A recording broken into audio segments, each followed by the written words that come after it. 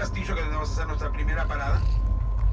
Ahí es donde bajaban, donde llegaban del tren, dejaban las ropas, lo montaban en los camiones, por una rampa que había, lo montaban directamente en los camiones, y los camiones partían al bosque, distancia 2 kilómetros del palacio, y ya llegaban muertos.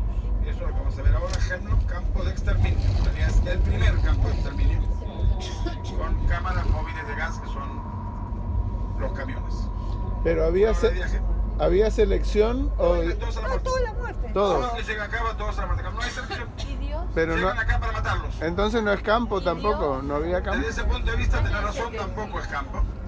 Y acá el personal todavía es más chico que el personal de los campos, era muy chiquito. ¿Vos crees que Dios mira lo Si que ya lo van a pasa? ver, es una cosa muy Yo chiquitita. no sé si Dios... Cuando nos acerquemos, el que esté Pero despierto yo durmiendo, lo creo que despierto, para no ¿existe llegar o dormidos. no? no ¿Vos sé. pensás que mira lo que pasa? Bueno, Yo no eso sé. es el gran... Yo no sé, por eso para mí la religión es la tradición. Judíos fueron asesinados acá.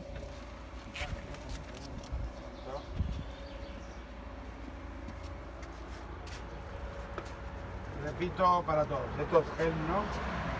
Nos sorprende de que haya el mástil con la bandera polaca y una cruz. Esto decimos de que no solamente judíos fueron asesinados acá, si bien es cierto que los no judíos fueron un 2%, y el 98% fueron judíos, pero también no judíos hay acá, entonces está también marcado también lo otro. Aquí tenemos toda la historia, cortito, escrito, y aquí tenemos un monumento que es muy bonito, donde estaban, aquí estaba el campo cuidado, de esta manera con este tipo de rejas, no rejas, Barras. de cerco, esa es la palabra. De cerco. Ok.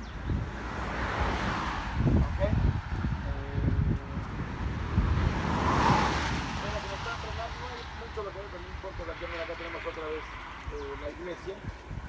Es importante porque de la iglesia se veía el castillo. Entonces, fueron hace muchos años, y de la iglesia se veía. Aquí tenemos los camiones. Tres camiones. A ver el camión. 50, 70 personas en cada vuelta, mataron 360.000 personas. 6.000 viajes. ¿Te hagan la cuenta? Matemática rápida. ¿Ok? ¿Sí? Funciona.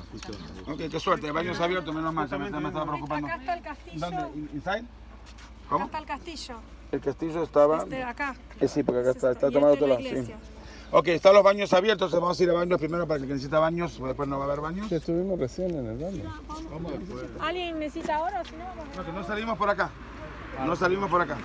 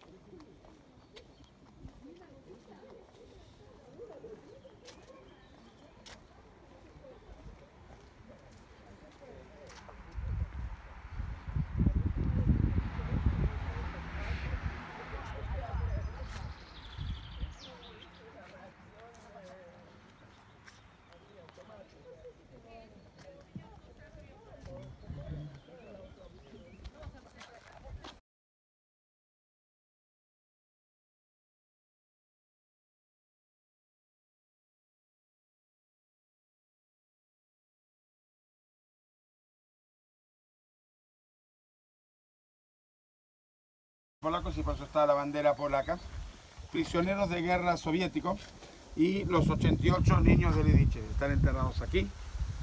En realidad es la primera de las fosas.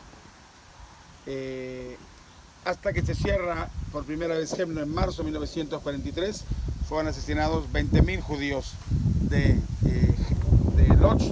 Después cuando se vuelve a abrir van a asesinar a 57.000 más. En marzo de 1943 se cerró Hemlock, el castillo fue destruido y el personal fue enviado a Yugoslavia. Y en abril de 1944 ante la decisión de la aniquilación del gueto de Lodz, se vuelve a armar el campo de Chelmno y Hans Bortmann y su personal regresan de Yugoslavia. Se tiene dos fases, ¿ok? En la primera fase aquí matan a polacos, prisioneros de guerra soviéticos, a los gitanos y a los chicos de Lidice. En total son un 2% de los asesinados acá. No es que no sea importante, pero esta es la fosa, que como la pueden ver, en esta fosa mide 12 metros de largo por 10 metros de ancho, tenía 3 metros de profundidad y están principalmente polacos, prisioneros de guerra soviéticos, los 5.000 gitanos y los 88 niños de Lidice, el 2% de la gente que fue asesinada acá. La fosa está marcada así. Vamos. Mario, ¿Sí? ahí está el apellido. ¿Duda es el apellido del presidente? De presidente actual, pero no estoy seguro que sea Y los dos NN. que sea familiar, pero podría ser. Podría ser. Este es el monumento de entrada que está en peligro De derrumbe. de caerse. La palabra que dice ahí, Pamietami, es recordamos. Los recordamos. ¿Ok? Y vamos a pasar por aquí. Es similar al de Mariano, ¿no? El concepto de Podría ser, sí. los pilares así chiquitos.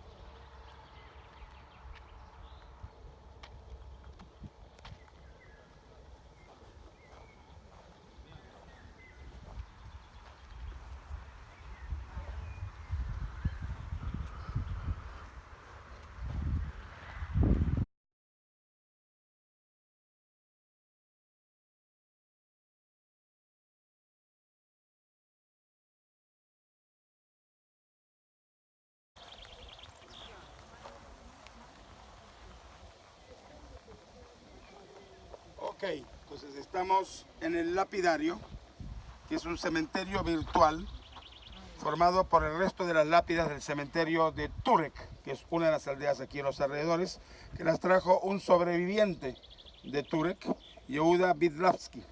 Las lápidas en Turek fueron utilizadas por los nazis para pavimentar calles como en todos los lugares. En el cincuentenario de la deportación fueron colocadas en este lugar donde fue asesinada la comunidad judía de Turek, y ahora marca el lugar del asesinato de 360.000 judíos que no tienen lápidas personales y fueron quemados y enterrados en fosas comunes.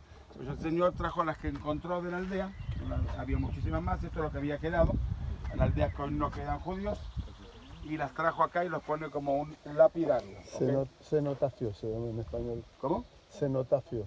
Cenotafio. Ok, gracias por el aporte.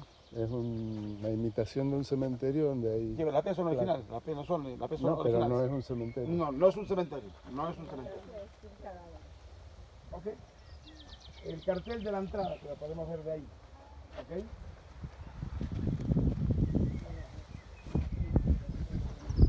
Testimonio de Mijael Roslavin, uno de los dos sobrevivientes de Chelmno. De tanto en tanto que trabajaban en los comandos especiales, de tanto en tanto se escuchaban ruidos y gritos desesperados. Está hablando del palacio. Cada vez que se oía ruido de los motores de los camiones, los guardias gritaban rápido, rápido, se podían ir los pies desnudos y los gemidos rezando el Shema Israel que nos destrozaban el corazón.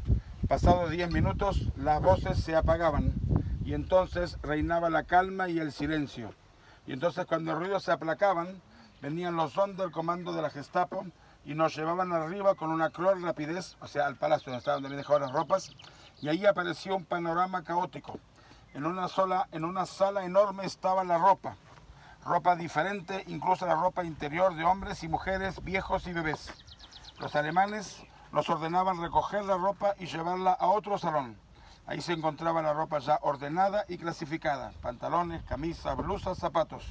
Luego nos volvieron a llevar al sótano y así varias veces, cada día, todos los días, los camiones iban y volvían y nosotros, y así fueron destruyendo aldea tras aldea a todas las comunidades de Israel. Ahí está marcado parte de los nombres de las comunidades que fueron destruidas acá. Arriba a la derecha, Dombi, donde vamos a estar dentro de un ratito. Ahí están los nombres de las comunidades que fueron destruidas aquí. Vamos.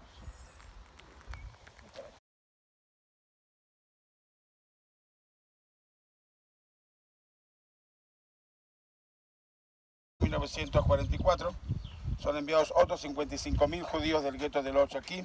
El primer grupo de 7.176 judíos es enviado de Lodz a Hemno, pero lentamente, como ven que el proceso es lerdo, Himmler decide volver a cerrar Hemno y enviar al resto a Auschwitz-Birkenau. En septiembre de 1944, el Sonderkommando 1005, aquel que va por todas las fosas, comienza a quemar los cadáveres y eliminar las evidencias del crimen, y en enero de 1945 se cierra finalmente Hemno. Del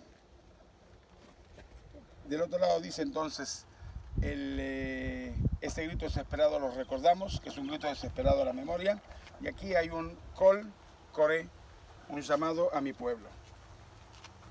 Los relatos, esto fue encontrado en la tierra aquí, en este lugar, en una botella que estaba enterrada en la tierra. Les relato la odisea de mi pueblo entre 1939 y 1944. De qué modo nos torturaron y fuimos deportados, desde los más ancianos hasta los más pequeños de la aldea de Kolo, que fue la primera deportación, y conducidos al bosque en donde fuimos envenenados con gas. Nos dispararon y nos quemaron, y nosotros imploramos por nuestros hermanos. De los actos de criminales de nuestros verdugos fueron testigos los polacos de los alrededores. Pedimos que se publique nuestro martirio en todo el mundo y en todos los periódicos. Fue escrito por los últimos judíos antes de ser asesinados. Vivimos hasta el 1 de diciembre de 1944. Fuimos asesinados. Eran parte del Sonderkommando que dejan este mensaje. Vamos a entrar ahora.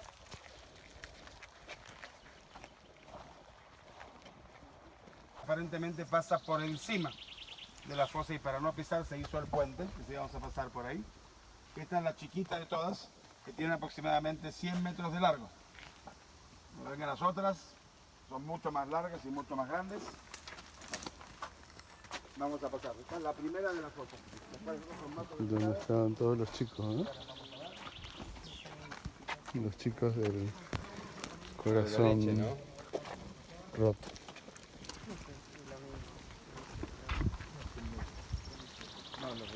Konin, de la aldea de Konin. Cada comunidad fue poniendo diversas lápidas. Siempre quedaron sobrevivientes que se fueron antes. Normalmente todos los que llegan acá ya llegan muertos. Vamos a ver una por una a ver cuáles son.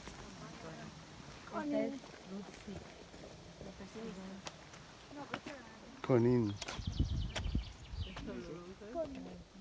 Konin, también son de Konin.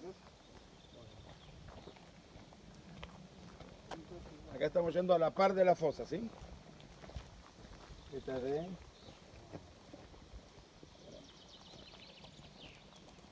Alemania.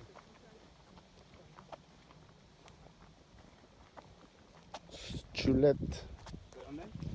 Chulet. El gueto de Chulet. Chulet, porque también es Polonia esto. Chulet. No sé. Sarkov, el campo de labores de También de los de Konin. Sarkov, en Konin.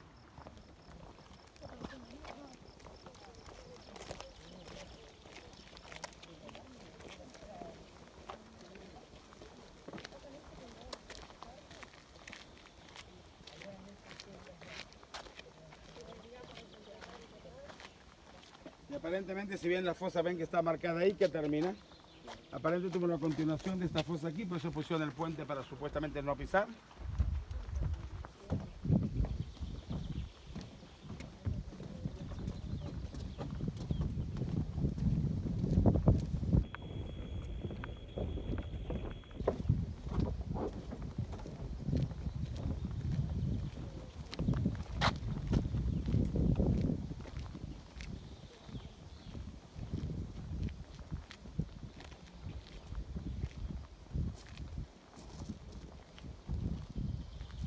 Aquí tenemos la de los gitanos.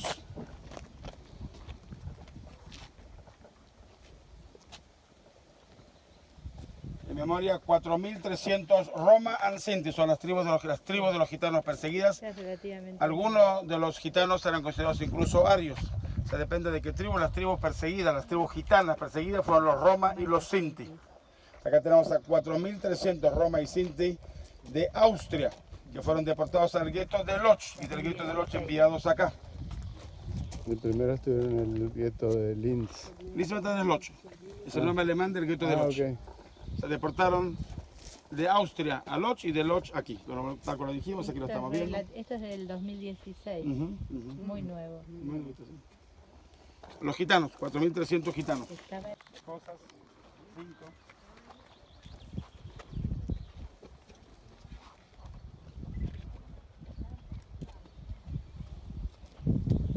Está compuesta por zonas sin árboles, escondidas dentro del bosque, y en ellas se encuentran las 5 zonas con las fosas comunes. Habían también 2 hornos, con uno quedó, de 10 metros por 6 metros de tamaño. En el campo trabajaban de 30 a 40 prisioneros judíos. Su función era la Hebra Kadisha, o mejor dicho, Gesed Emet. Los tratos hacia ellos eran brutales y muchas veces fueron asesinados y cambiados por otros que recién llegaban. Los judíos estaban obligados a sacar los cadáveres de los camiones y ponerlos en las fosas comunes, y muchas veces eran obligados a incinerar los cuerpos. Por las noches intentaban escapar, pero solo 2 lo lograron, Michal Pochlapsky y Yakov Grinovsky.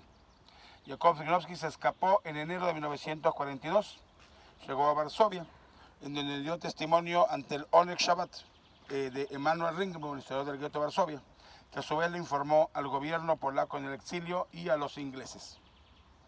La noche del 17 y 18 de enero de 1945, cuando los alemanes intentaban fusilar a los últimos 48 prisioneros judíos del Sonderkommando, estos se rebelaron, los atacaron y lograron escapar de ellos, y sobrevivieron 2, Mordechai Surovsky y Shimon Serebnik. La película Shoah de Latzman comienza con el testimonio de Shimon Serebnik, que murió hace 2 años y dio testimonio. Y aquí, ¿quién me ayuda a leer? ¿Me ayudas a leer?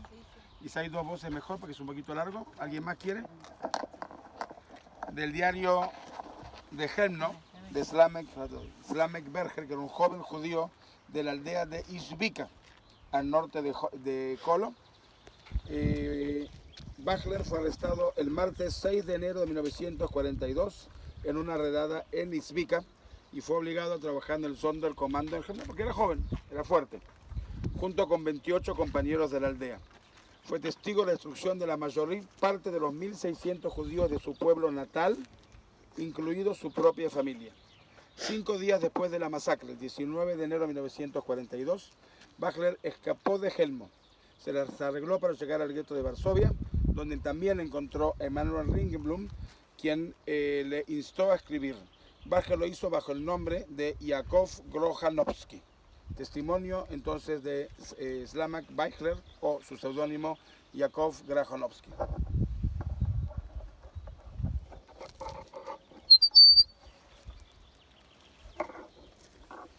Miércoles 7 de enero de 1942.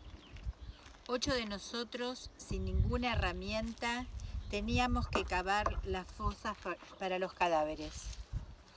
8 hombres echaban los cadáveres en las fosas. No tuvimos que esperar mucho tiempo antes de que el próximo camión llegue con nuevas víctimas. Los camiones fueron construidos especialmente. Se veía como un camión grande normal, de pintura gris, con 2 puertas traseras herméticamente cerradas. Las paredes interiores eran de metal de acero. No había asientos. El suelo estaba cubierto por una rejilla de madera, como en baños públicos, con estera de paja en la parte superior. Entre la cabina del conductor y la parte trasera habían 2 mirillas. Con una linterna se podía observar a través de esas mirillas si las víctimas ya estaban muertas. En la rejilla de madera había 2 tubos de unos 15 centímetros de espesor que salieron de la cabina. Los tubos tenían pequeñas aberturas de las cuales se derramaba el gas. El generador de gas estaba en la cabina, donde el conductor estaba sentado todo el tiempo. Llevaba un uniforme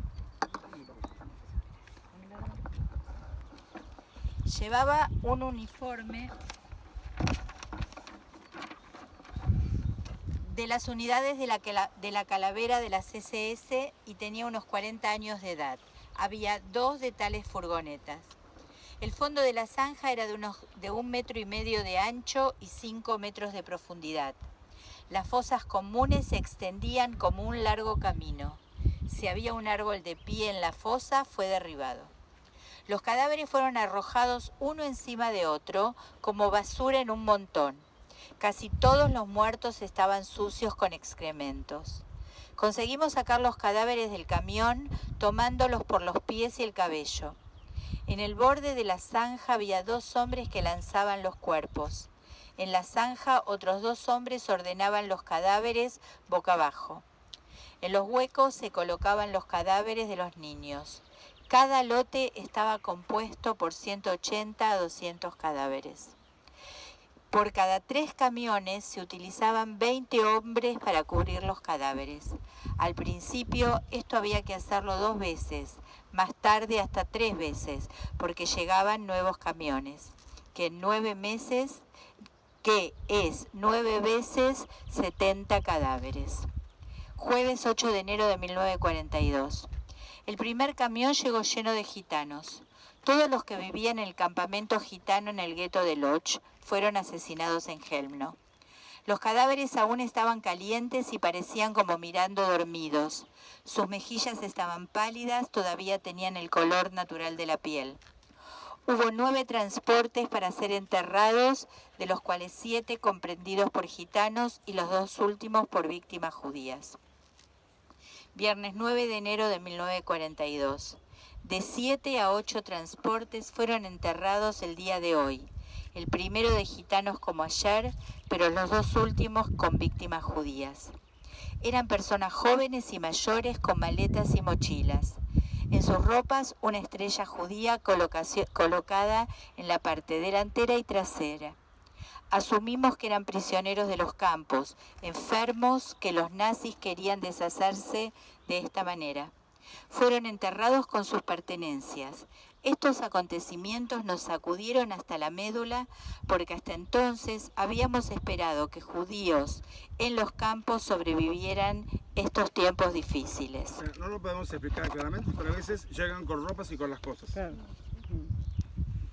Sábado 10 de enero de 1942.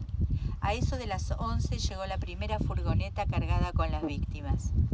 Los hombres judíos, las mujeres y los niños estaban en su ropa interior. Después de haber sido arrojados de la camioneta, 2 alemanes vestidos de civil se acercaron a ellos para hacer un control minucioso por si habían escondido joyas. Si veían un collar alrededor de un cuello, lo arrancaban brutalmente. Eran arrancados los anillos de los dedos y sacaron los dientes de oro de las bocas. Incluso examinaron los anos y en el caso de los hombres los genitales. El examen fue hecho con brutalidad. Todas las víctimas eran judíos de Klodawa.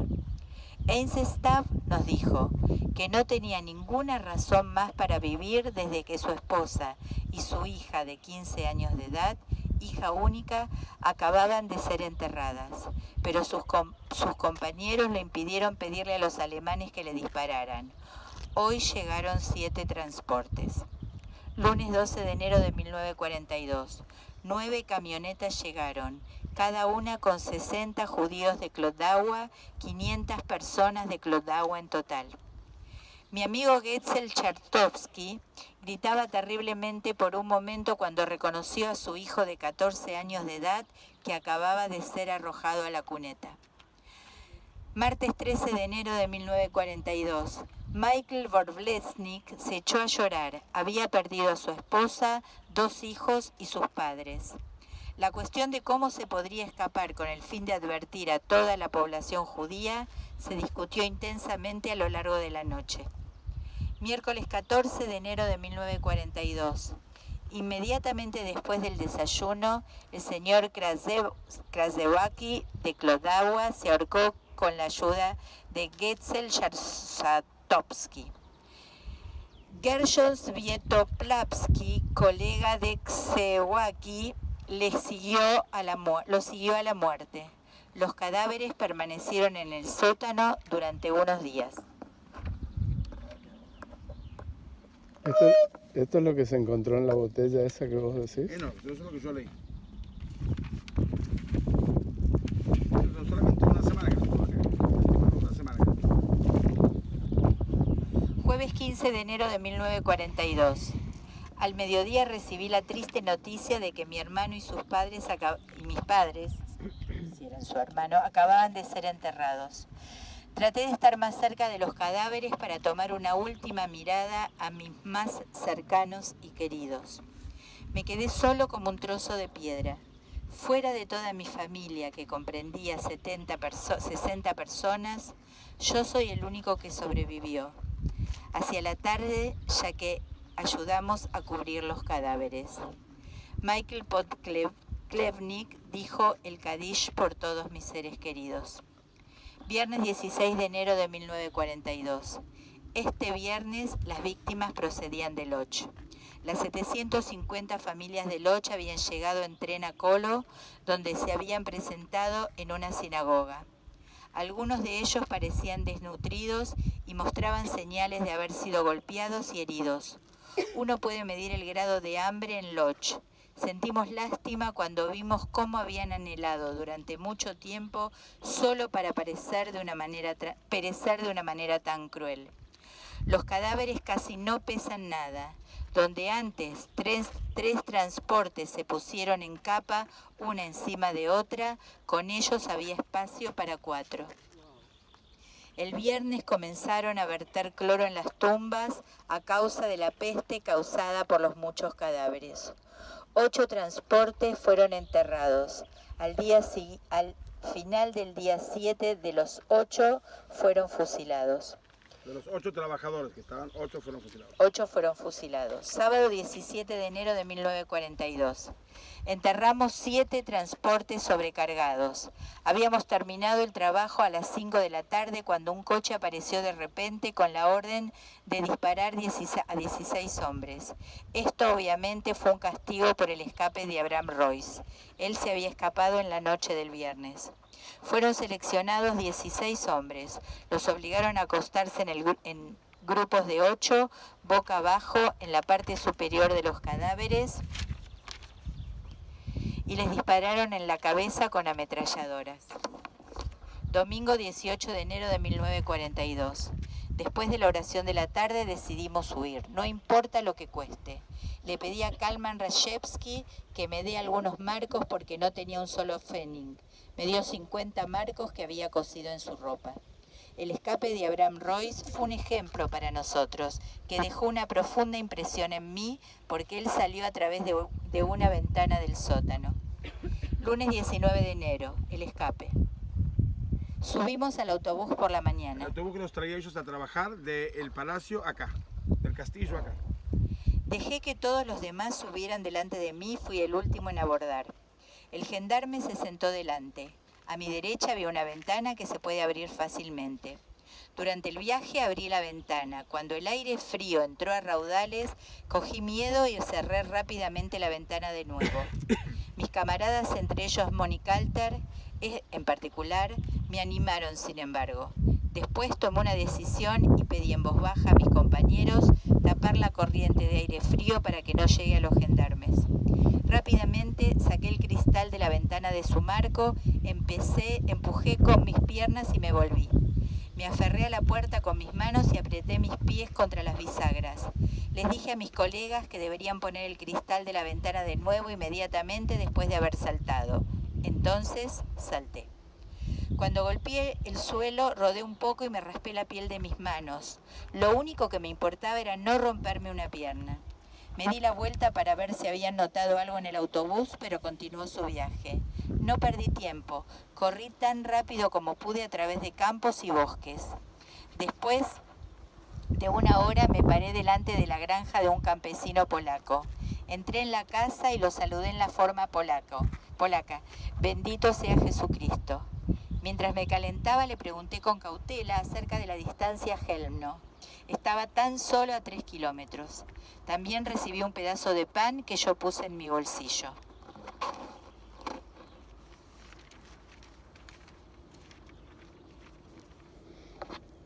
Cuando estaba a punto de irme, el campesino me preguntó si yo era un judío, lo que negué. Le pregunté por qué sospechaba y me dijo que estaban gaseando judíos y gitanos en Chełmno. Me despedí con el saludo polaco y me fui. Alrededor de las 14 llegué a la ciudad de Grabów, que tenía una comunidad judía. Ahí me encontré con el Rab Jakub Schulman, a quien le dije: Rabbi, soy un judío del mundo de bajo tierra. Rabbi, no crea que estoy loco y he perdido la razón. Están matando a toda la nación de Israel. Yo mismo he enterrado a todo el pueblo de los judíos, a mis padres, hermanos y toda mi familia. Me he quedado solo como un trozo de piedra. Rabbi, los judíos son asesinados en Chełmno. Ellos son gaseados en el bosque y enterrados en fosas comunes.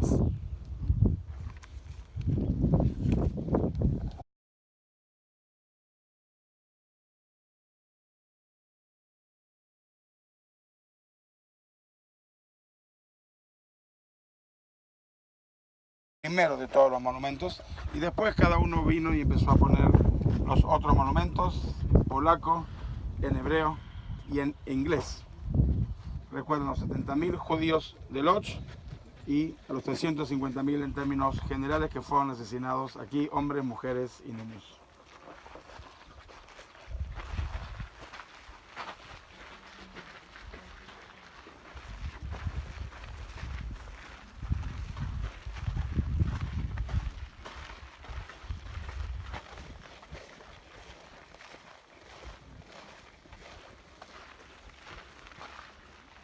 Przejrziny, el gueto de Przejrziny, 3.000 judíos del gueto de Przejrziny, asesinados en mayo de 1942. Ya acá incluso tenemos ya nombres personales, nombres y apellidos.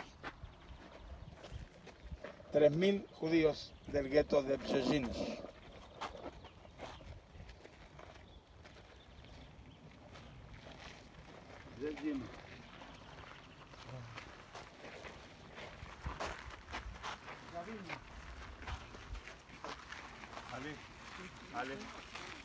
Ale.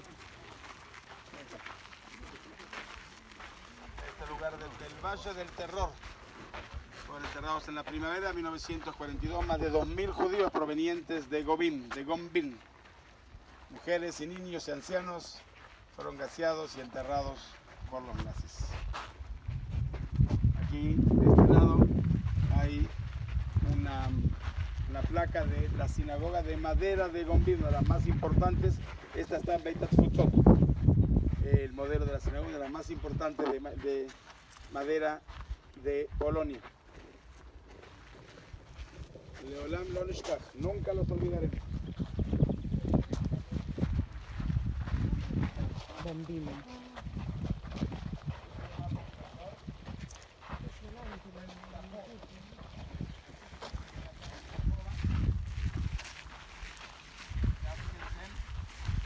4.953, ya es más exacto, ya es más investigativo, no son 3.000, 2.000, 4.953 con los nombres y apellidos de gran parte de ellos. De Belhatov. Hay muchos sobrevivientes. En Argentina, en Costa Rica también. Belhatov. Ya con nombres y números mucho más exactos. ¿Sabes el friso ese? Habrá sido, el friso ese habrá sido de la sinagoga. De la sinagoga. Traído de la sinagoga. Y esta es de una lápida, la que está acá, la puntita.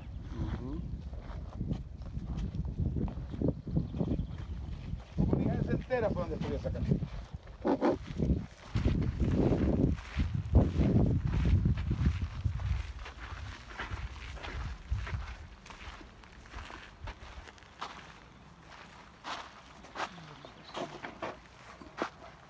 La familia Hanoch, el padre Nachman, la madre Débora, la hermana Sara, el hermano Rubén, el hermano Mijael, el hermano Ángel, el hermano Itzhak, incluso una hermana que aparentemente no recordaban el nombre.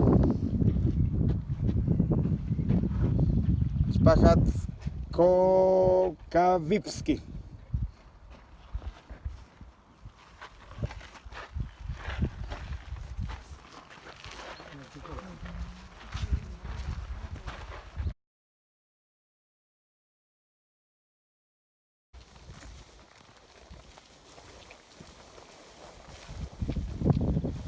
Vamos a mirar la pared y después volvemos aquí para finalizar nuestra visita.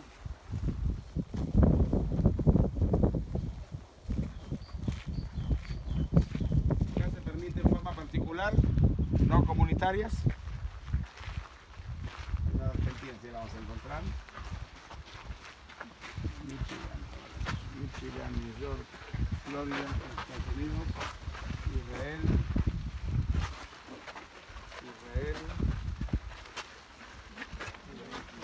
Goldman.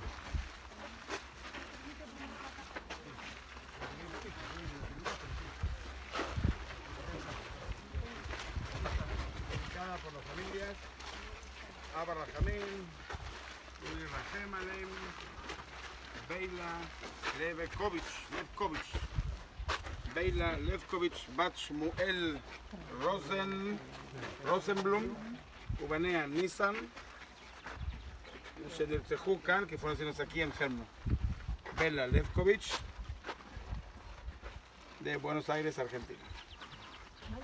En los camiones los tiraban en las fosas. Primero que ellos llegaban muertos. Perdón, sí. Si los judíos los sacaban, los colocaban en las fosas, que tenían 5 metros de profundidad, y los tapaban con una capa de arena. ¿Y los crematorios? Después, cuando vienen a sacar los cadáveres, como siempre a tapar las evidencias, empiezan nuevamente a abrir las fosas y a matar aquí en los crematorios. ¿Okay? Aquí, necesito que me den mis aparatitos. Este es el horno. Por aquí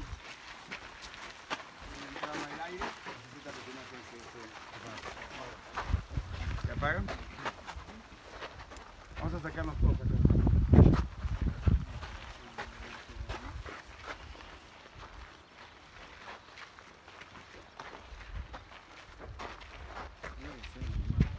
Como ya estamos casi en el final,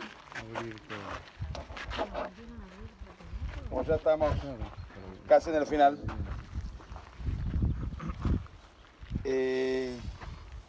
y a pesar de que estamos en Shavuot, yo vuelvo a Hanukkah, a Pesach, que ya lo hablamos varias veces en este viaje, y dentro de lo que cantamos en Pesach, recordando la salida de Egipto, Shebekol Dovador, Kamaleinu, Lejaloteinu, Bekadosh Baruchu, Matzileinu, Miadam, porque en cada generación, desde la salida de Egipto hasta nuestros días, hubo quien quiso asesinarnos y el Kadosh Baruchu nos defendió de ellos. Canta Jonathan Raziel.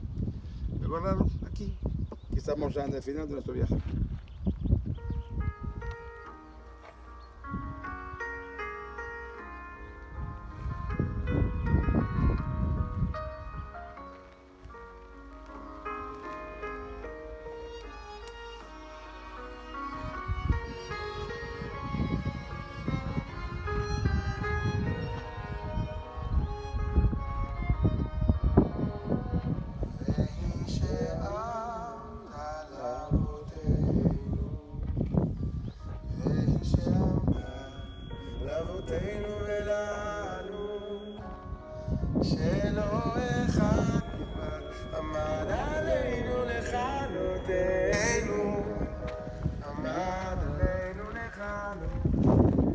Kadosh Baruj Hu nos salvó de ellos.